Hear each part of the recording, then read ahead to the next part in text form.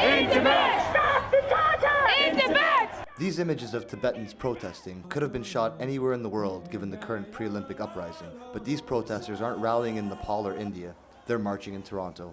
The march began in Parkdale, and as demonstrators traveled across Queen Street, they stopped at major intersections to lay on the ground in a death-in, symbolizing China's oppressive tactics in Tibet.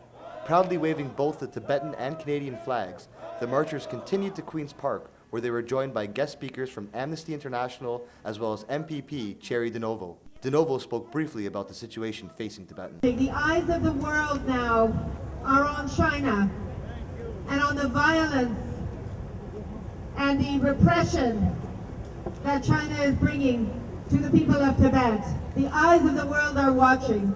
In spite of protests taking place both here in Toronto and all over the world, Chinese government officials have made few comments to the media, except to say that they blame the violence in Lhasa on the Dalai Lama, as well as individuals they refer to as the Dalai clique. This sentiment that Tibetans were responsible for the outbreak in violence has been renounced by Tibetans here and all over the world, who claim that after years of oppression and human rights violations, the Tibetans are fighting back for their country and for their freedom. Seldon Kunga, one of the executive members of the Joint Action Committee and volunteer at the Tibetan Canadian Community Centre, feels strongly about the situation. Naturally, I oppose. I totally disagree with what Chinese are saying. And naturally, the whole world is witnessing.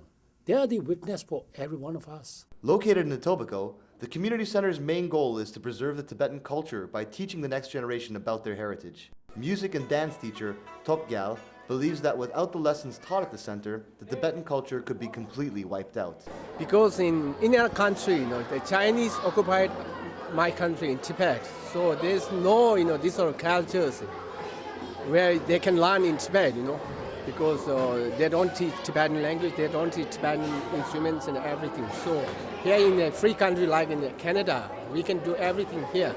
But in Tibet, there's no right. China's oppressive tactics against minorities means that these Tibetan children have a far greater chance to learn their cultural songs and dances here in Canada than they would back in Tibet. The volunteers in the center hope that the lessons taught here will save the Tibetan culture while the community continues to fight for their homeland.